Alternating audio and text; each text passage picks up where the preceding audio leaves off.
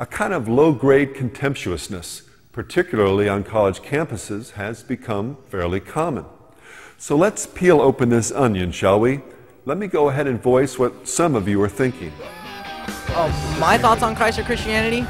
Personally, I believe it was created to instill fear. It was also used to force people into war, saying, well, these people are doing evil things, you should, now God says that we should go and kill them. Christians have condemned everything that wasn't them. They persecuted people because they thought they were different. They found stupid little ways to kill people. How about the Dark Ages? We had 1,000 years where the church God had totally permeated society and nothing went anywhere. Hooray for science and the Enlightenment. Good riddance to Christianity with its wars, crusades, witch burning, slavery, colonialism, aversion to the hard facts of science, exclusive truth claims, moral demands, hypocrites, and doctrines of judgment and hell. Did I miss anything? Well, it would take hours to fully diffuse all these charges, but I trust that what follows will be adequate for those who are not willfully skeptical. Number 1. No doubt about it, terrible things have been done in the name of Christ. But that's no reflection on Jesus and his teachings. It's an indictment of sinful men. I can cite hundreds of examples. One will have to suffice. Concerning the practice during the Crusades of forcing people to convert under threat of death, well, Jesus told his followers, "You know that those who are considered rulers lord it over them. It shall not be so among you. For even the Son of Man did not come to be served, but to serve, and to give his life as a ransom for many." To use violence to effect conversions is to get it just about as wrong as is possible. G.K. Chesterton put it well when he observed that these problems arise not because the Christian ideal has been tried and found wanting, but rather because in certain instances it has been found difficult and left untried. And then there's a related point. Number 2, when man's wrath is substituted for God's love, the so-called Christians who are doing it, as we've just seen, are being completely inconsistent with the truth they're obligated to obey. But now consider the flip side. For example, the over 100 million people who've been killed by atheists during the 20th century alone. Their actions can be, and often are, perfectly consistent with their, quote, truth. Hitler, Stalin, and Mao, for example, were acting in a manner congruent with their acceptance of Darwinian materialism when they murdered some 50 million, quote, products of random mutation, end quote, in a sincere effort to build a more perfect society. We need to keep these things firmly in mind if we're to honestly assess the lessons of history. Number 3. It's flagrantly dishonest to overlook the great blessings brought to the world as Christian principles have been faithfully practiced. Modern science, the abolition of slavery, care for the poor, hospitals, orphanages, universal education, free market economics, and the Protestant work ethic, women's and racial equality, child labor laws, concern for the environment, the inspiration for beautiful and enduring works of art, music, literature, and architecture, the rule of law, civil liberty, religious freedom, the Magna Carta, and American Constitution, on and on. These are all byproducts of the Christian faith. Some people may want to deny it. Millions more simply ignore it. But the fact remains. And if the testimony of history isn't enough, just go to the villages and towns of the Third World and find out who's really down in the trenches working to alleviate suffering. Too far to travel? Well, then check out what's going on in your own hometown. Again, who's doing most of the work to feed the hungry, care for the orphan, or bring hope to those in prison? Swallow hard. It's been going on for 2,000 years. Perhaps the best way to cut through all the static surrounding this issue is to ask a very fundamental question. Forget for just a moment all the hype, all the noise and pressure to be cool and embrace a rock and roll lifestyle, and to even look down your nose at Christianity. And ask yourself, if you were dying and needed blood, from whom would you prefer to get it? From a rebel or a disciple of God? Here, I'll use myself as an example. Until I was 26, it was sex, drugs, and rock and roll.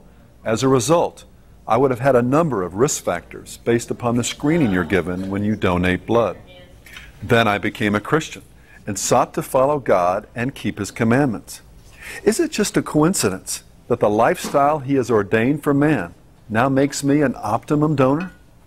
So seriously, if you were dying, from which world, from which Eric, would you want a transfusion?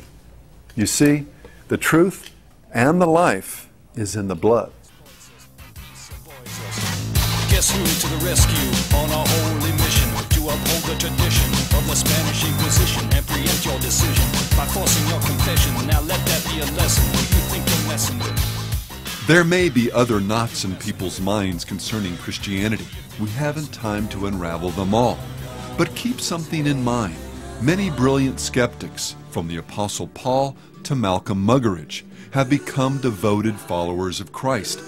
Examine your objections honestly and with humility. Could they possibly be just an excuse for unbelief? Take as just one last example the very common and quite enlightening charge of hypocrisy. Christianity, it's about money, and they're just a bunch of hypocrites. I think they're just give me your stuff religion. They just want to take it and take it for themselves. Neighbors, let us join today in the holy love of God and money. Because neighbors, no one loves you like He loves you. And what better way to show your love than to dig deep into your pockets? Dig real deep and give until it hurts. It's a front they put up just to make people think that they're good because they go to church. It's nothing but a bunch of ignorance and hypocrisy. I had become heavily involved in the Church of Divine Love. Some fucking demon horse! We spent most of our time listening to inspirational tapes and demonstrating against schools which taught tolerance of homosexuals. We got arrested, too.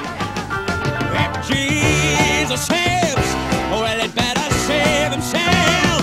From the gory, glorious chicken, we use his name in death. First off, keep in mind that the only hypocrisy that will be judged by God when you stand before Him will be your own.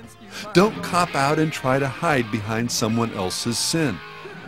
It doesn't work. And as for the charge that the visible church is made up of imperfect people, including the occasional bold-faced hypocrite, well, no question about it. And those hypocrites will have a lot to answer for when they stand before a God who both sees all things and has a zero-tolerance threshold for impenitent hypocrisy. For the name of God is blasphemed among the Gentiles because of you. Soon I discovered that this rock thing was true. Jesus was the devil. But again, don't strain at a gnat and swallow a camel. For every high-profile minister who's been caught living a lie, there are tens of thousands of good men and women who quietly go about doing their best to faithfully love God and their neighbors as themselves. What is it about our culture that drives people to ignore this far greater good while fixating on the occasional bad? And again, don't forget that the bad comes about because people are unfaithful to Christian principles, not as a result of following them. But do you know what's even more interesting? It's what happens when we turn this around. Why can artists get rich promoting lifestyles that hurt people and that poison the waters of popular culture? But because they love their mama or do an occasional benefit. My friends, my ex-lovers, people that I haven't even met that die from this disease. Or periodically sing a thoughtful and virtuous song, well, suddenly that pound of good becomes more important than the ton of bad. Where's the hypocrite patrol when you really need them? You're a sinner! Hypocrite!